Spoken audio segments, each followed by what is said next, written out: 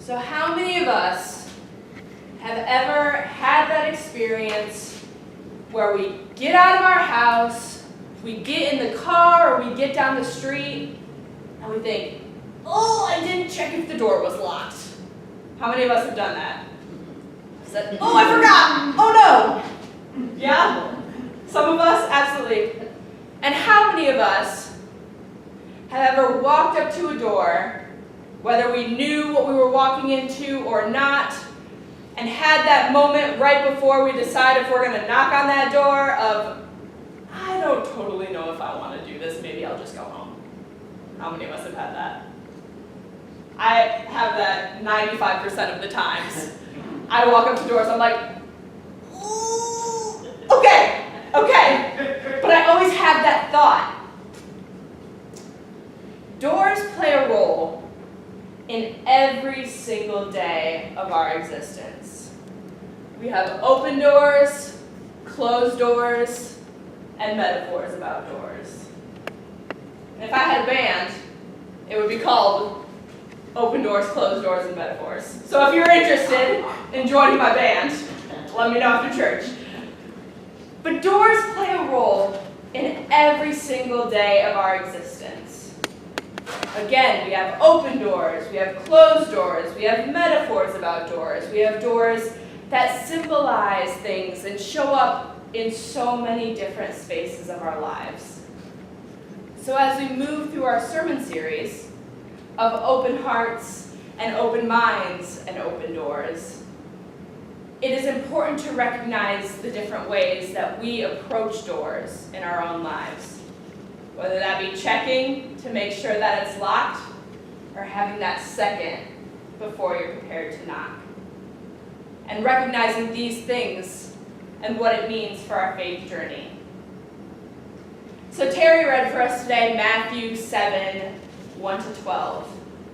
And this comes from what is arguably, and maybe not even arguably, the most quoted sermon in the Bible. The Sermon on the Mount. The Sermon on the Mount consists of chapters 5, 6, and 7 in the book of Matthew.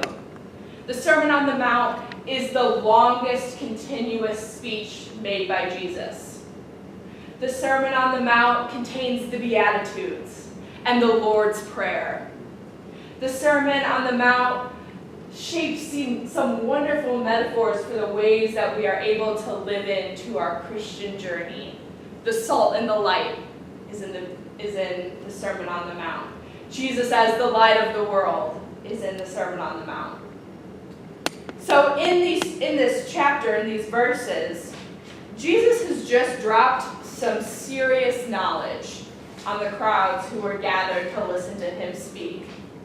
He has talked pretty extensively about the ways that we are called to act as Christians, of the things that are necessary for us to engage in this beautiful and complex ministry.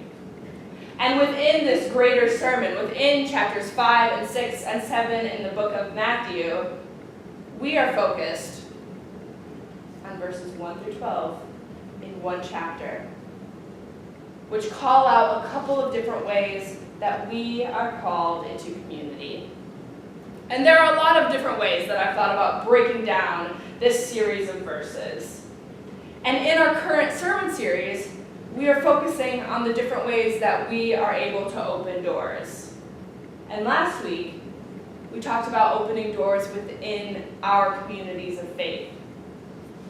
And so now, I want to talk about a couple of different ways that opening doors fits into the Sermon on the Mount. So there's one really obvious one. So just for a second, pull out your bulletin and look at Matthew 7, 1-12, and just the first person who was able to shout out, who's not Michael because he already answered in Kelseyville, the first person who was able to just shout out, what obvious verse about doors is found in Matthew chapter 7? I'm not going to be open. Oh my gosh, there were so many answers at once. Excellent. Knock, and it shall be open to you. Verse 7.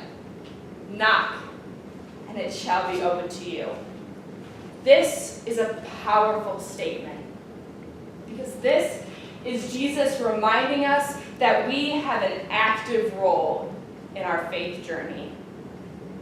To knock requires action. And even for those of us who don't stand behind closed doors and say, "Oh, I don't know if I want to do this," there's still an action that happens when you reach your hand out and you knock. And it requires that moment where we're standing at a door that is closed and we have to decide whether or not this is a journey that we want to proceed in. How many of you have ever had that experience where you're standing at a closed door and you're like, do I want to keep going? Do I want to make this next step, or am I ready to go home and watch TV? How many of us have had that experience? Yeah? I see some head nods, a couple hands. Yeah, absolutely.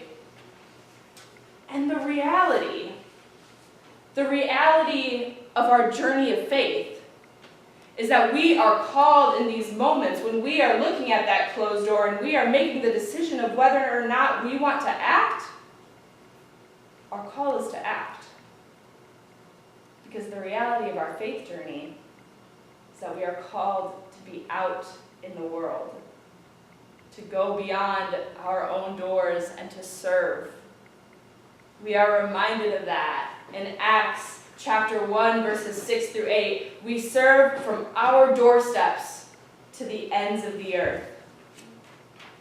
And in that time, we are going out into our communities. We are going out and asked to step up in spaces where we are able to claim our truth. And yet there will be times when we find spaces that doors are closed to us. There will be times where we are unable to present and share our full testimony. Because closed doors are a part of the world that we live in. And yet, Jesus calls us not to see a door that is closed and walk away. Jesus calls us not to reach a door, stand in front of it, and say, you know what, maybe not.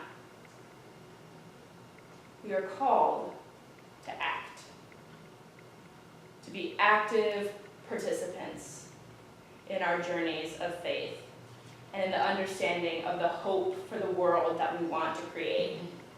And there's someone who I have found to be a wonderful example of the ways of the assertiveness to which we are able to knock on doors. And that is my friend Sheldon Cooper. Yes. How many of you watch The Big Bang Theory? We got a couple. And you know that when Sheldon walks up to a door, it's not like, hello. It's like, and that is what Jesus is calling us to be. Jesus is calling us to be Sheldon Coopers when we're knocking on the door. And I don't say that much. I mean, I wouldn't want to be a Sheldon Cooper in a lot of areas of life. But when I'm knocking on doors that are closed to the world, when I'm knocking on closed doors, it is with that enthusiasm, it is with that desire to see what is beyond that we are called to knock with. So the first way that we are asked to check doors in all of the spaces as we move through open hearts and open minds is to know that there will be doors that are closed. There will be spaces where your story and your testimony might not feel like they can be authentically shared. And know in those moments that you are a brave and bold piece of the body of Christ. That your story matters. And take that next step and look at that door and knock on it. The second way that we can be thinking about the ways that doors plays into this powerful message presented to us is a way that calls us to check the doors in our own lives, in our own hearts, and in our own minds. Have any of you ever heard this statement? And it's a real question, I really want to know, because I know my generation, Gray's and I's generation, has shortened it a little bit, has abbreviated it. But has anyone ever heard the phrase, check yourself at the door? Or like, check your attitude at the door? We just say check yourself these days. We've shortened it to check yourself. So this statement, although condensed, is a lot of what I hear Jesus saying in Matthew verse 7. The metaphor of the speck and the log. Which reminds us that there are times that we have to check in with ourselves. There are times when the doors that we are fighting to open are our own closed doors. In the spaces that we often find ourselves where we are judging those around us before we take that time to check into ourselves. And you may be sitting here asking yourself right now, well, Pastor Mel, what does that have to do with the door? Fear not. We're getting there. Because when I hear this metaphor about the speck and the log in the context of our call to openness, and I look around at the world and the spaces that are closed and the spaces that we have to be brave and bold enough to knock, we also need to recognize the places where our own doors are closed, where the logs in our eyes have barricaded us and created our own doors that keep us from recognizing the fullness of the story, whether it be ours or someone else's. Because that door that Jesus is talking about would have come from a log. That door that Jesus was talking about would have been made of the log. And so when I hear this along with our call to knock, and I hear this, you got to check in with yourself too. Because we have to be active participants of our faith journey. And while that means going out and changing the world and transforming lives, it also means transforming our own hearts. It means looking at the spaces where we have closed our own doors. So what do we take away from all of this? What I hope that we hear today are 3 powerful, short sentences that are practical applications of the way that we can fulfill this call to ministry. And I encourage us to reflect on them this week, to think about these 3 things that I'm about to share with you, to pray on them, and to know that we are doing this as a community. We are all in this together, if you will. And we are able to share in these struggles and these triumphs and these joys as a unit. So this week, check your doors. Check the spaces where you're feeling that log starting to take away the sunlight a little bit. Where you feel that log manifest into a door, you feel it close, where you feel spaces that you want to be open, but it's hard. Because it is. And I hear that. And I know that. So the first one, check your doors.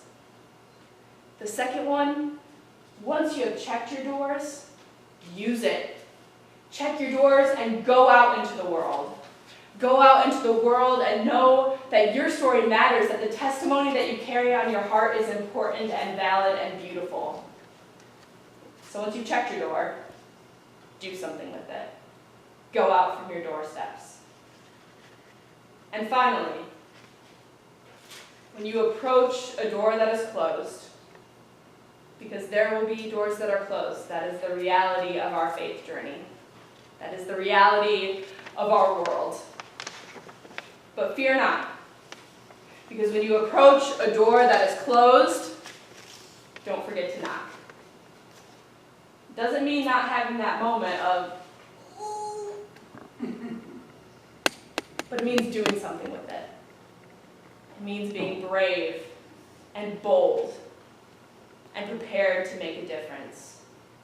So check your door. Make sure that it is unlocked. Make sure that it is open.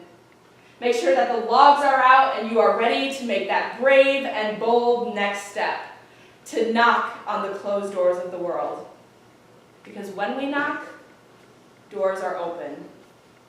And when we knock, the world is transformed.